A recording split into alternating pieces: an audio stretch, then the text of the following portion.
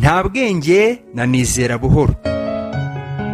Ndasinzira ndongera ndota mbona ba bagenzi bamanuka ya misozi baca mu nzira ijya mu rurembo rwo mu ijuru. Hasi y'iyo misozi ibumoso bw'inzira yabo hari igihugu cyitwa Nyirandabizi. Muri icyo gihugu haturutse inzira nto y'ikigorogoro ihuye n'inzira abo bagenzi bacagamo. Mu mayira abiri bahurira n'umusore uturutse muri icyo gihugu witwaga Ntabwenge. Mukristo aramuramutsa aramubwira ati, urava he ukajya he? Ntabwenge ati, navukiye muri kiriya gihugu ndajya mu rurembo rwo mu ijuru. Mukristo ati, wibwira ko uzinjira mu irembo ryarugute?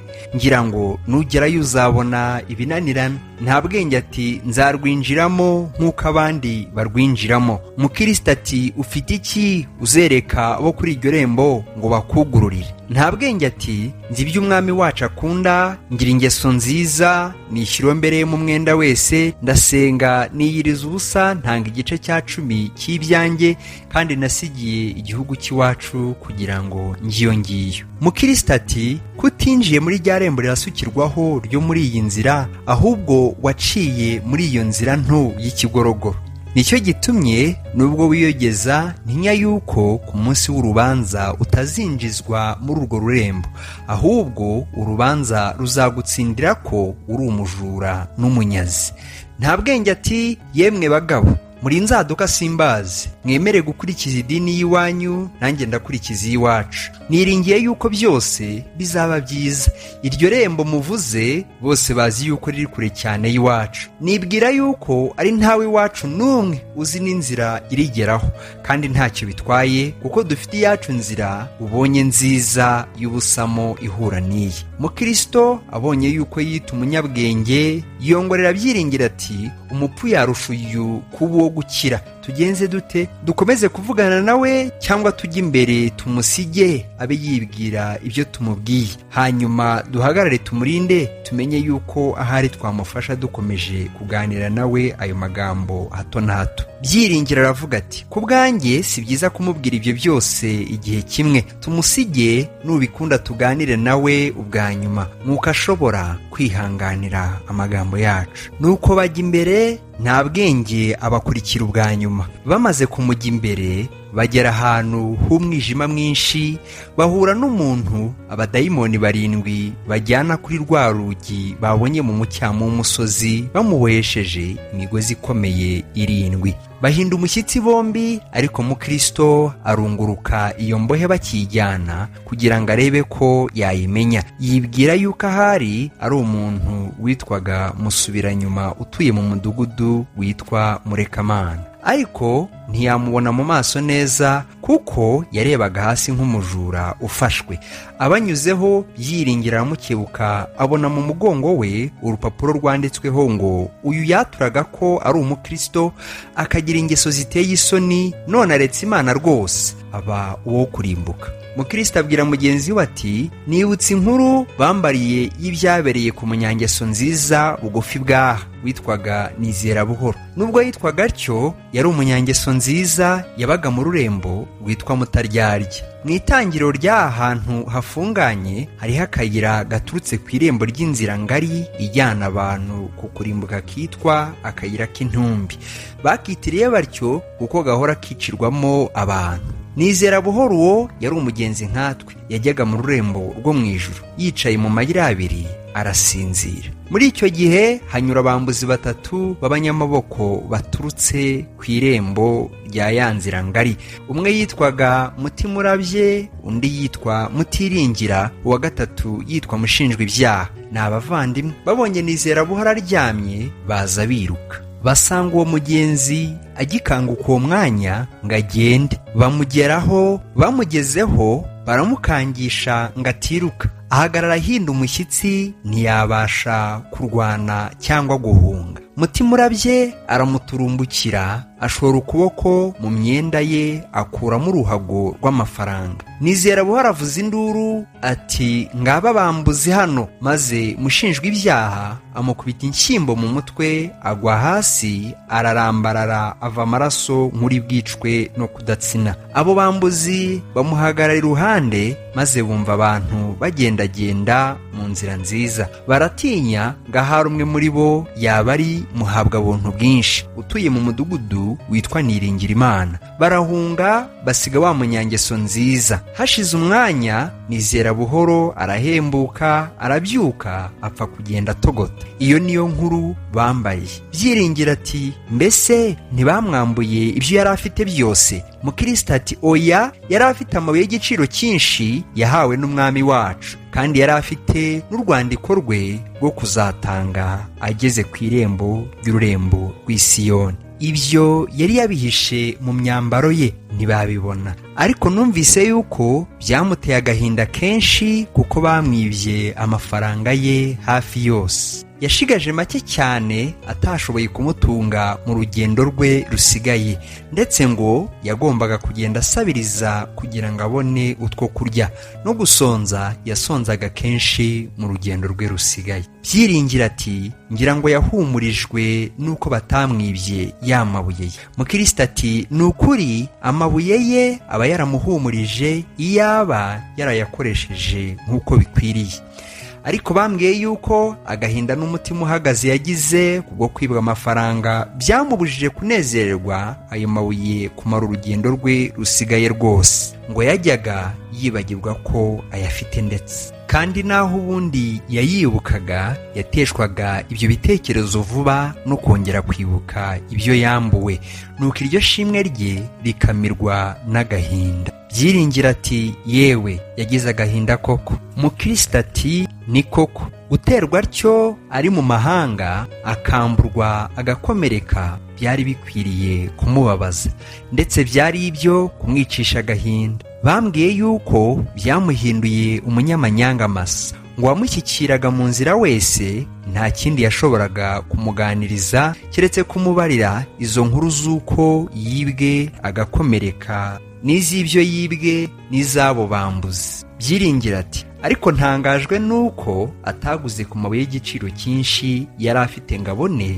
amafaranga yo kumutunga mu rugendo. Mukristo ati, utiki yayagura iki se? Yayagura nande? Aho ntuzi yuko muri icyo gihugu cyose aho yamburiwe batazi yuko ayo mabuye ari ay'igiciro? Kandi rero ntabwo aba yaremeye kuyagura. Yari azi yuko yagera ku irembo ry'ururembo rwo mu ijuru atayafite, byazamubuza kwaherwa gakondo. Ibyo biba byaramubabaje kuruta abambuza inzovu. Byiringiro ati, kurakaye se mwene data? Mbese Sawu ntiyaguze umurage we w'umwana w'imfura awugurana igaburo rimwe? Ndetse uwo murage wari uhwanye n'ibuye ry'igiciro kinini kuruta ayandi. Ubwo yagize atyo, Nizerabuhoro nawe ntiyabikora se? Mukristo ati, ni ukuri Esawu yaguze umurage we, kandi hariho n'abandi benshi bagenza nka we, bigatuma babura umugisha uruta iyindi. Ariko rero ukwiriye gutandukanya Esawu na Nizerabuhoro. Imana ya Esawu yarinda,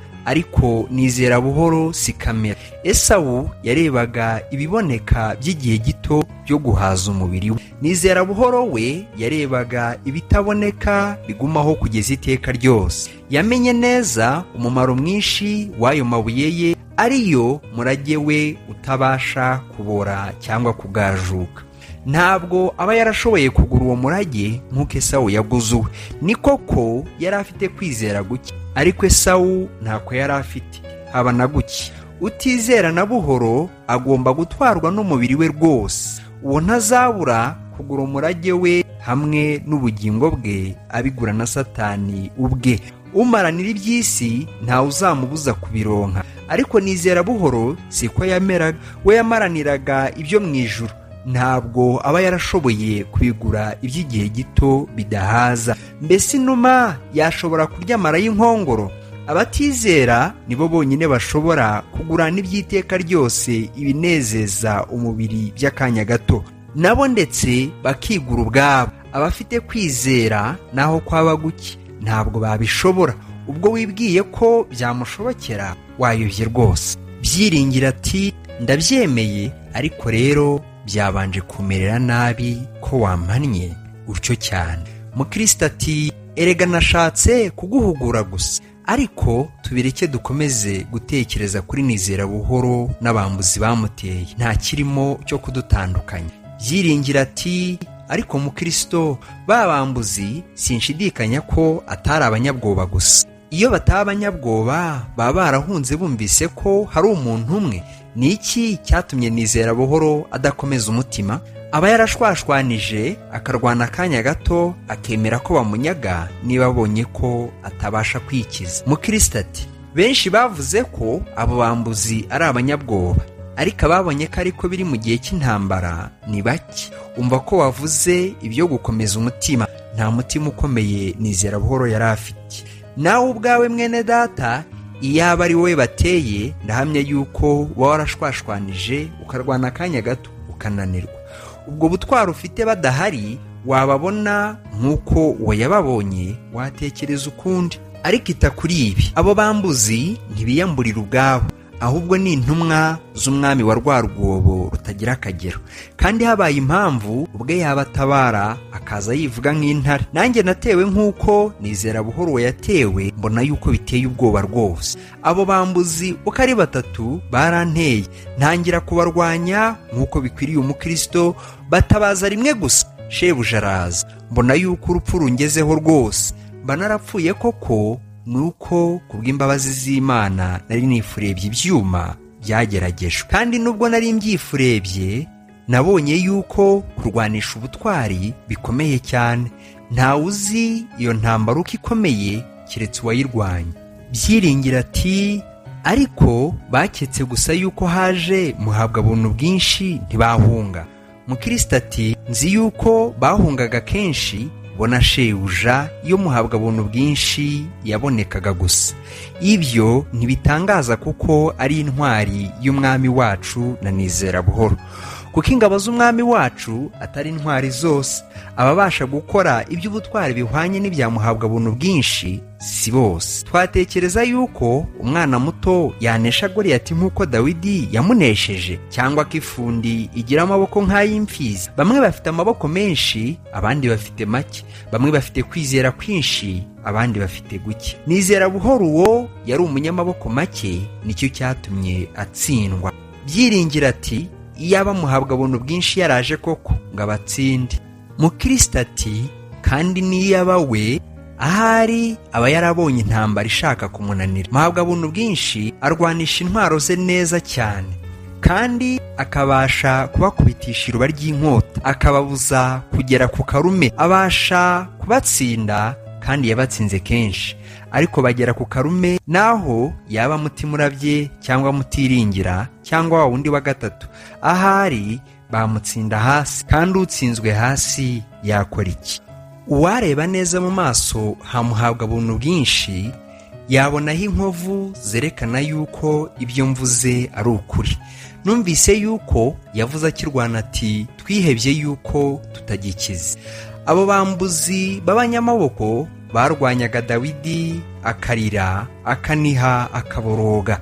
Na Eliyakimu na Hezekiya, nubwo mu bihe byabo bari intwari, bagombaga gushikama cyane batabidebekeye iyo baterwaga nabo.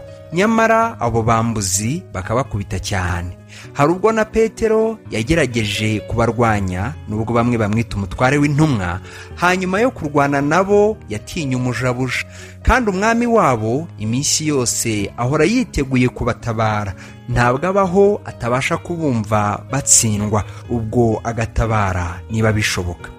Umva uko igitabo cya Yobu kimuvuga ngo naho hagira umwerekezaho inkota cyangwa icumu cyangwa umwambi cyangwa icumu ry'irihima, ntacyo byamara. Ngo ibyuma abireba nk'ibyatsi, kandi umuringa awugereranya n'igiti kiboze. Ngo umwambi ntiwamuhungisha, amabuye y'umuhumetso amubera nk'umurama. Ngo ubuhiri abureba nk'ibikuri, aseka guhinda kw'icumu. Umuntu yarwanya ate umeze atyo? Icyakora umuntu yagira ifarashi ya Yobu ngo arwane intambara ahetswe nayo, ahari yo yamushoboza gukora iby'ubutwari. Byanditswe ngo yambaye umugara uhungabana ku ijosi ryayo, ngo ishobora gusimbuka nk'uruzige, ngo kwivuga kwayo gutera ubwoba, ikaraha mu gikombe yishimira imbaraga zayo, ikajya gusanganira ingabo, ngo isuzugura ubwoba ntakitinya, ndetse ntabwo ihindukira ngo ihunge inkota. Ngo uburakari bwayo bukaze butuma iyogoza isi, kandi iyo yumvise ijwi ry'impanda irivuga iti utyo, ngirehera intambara ikiri kure guhinda kw'abagaba n'urusaku. Ariko abarwanira ku birenge nkatwe, twe kwifuza guhura n'umubisha, cyangwa iyo twumvise yuko abandi baneshejwe, twe kwirara nk'aho tuba twarabashije kubarusha ubutwari, kuko abameze batyo bakunda kuneshwa mu igeragezwa. Ibuka ibyo navuze kuri Petero ubwa mbere, yakundaga kwirarira akanga kubivaho. Kwiyogeza kwe kukamutera kuvuga ko yarusha abandi bose ubutwari bwo kurwanirira shebuja. Ariko ninde waneshejwe n'abambuzi nkawe? Noneho iyo twumvise yuko abantu bamburiwe batyo mu nzira y'umwami wacu, ibyo dukwiriye gukora ni bibiri. Icya mbere, ntitukagende tutifurebye ibyuma tudatwaye intwaro, kandi cyane cyane twe kubura gutwara ingabo.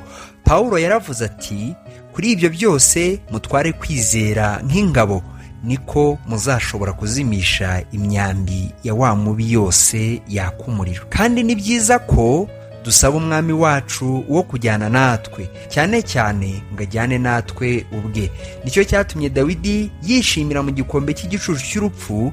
Nanone Mose yashatse gupfira aho yari ari, abirutisha kugenda intambwe imwe atari kumwe n'Imana ye.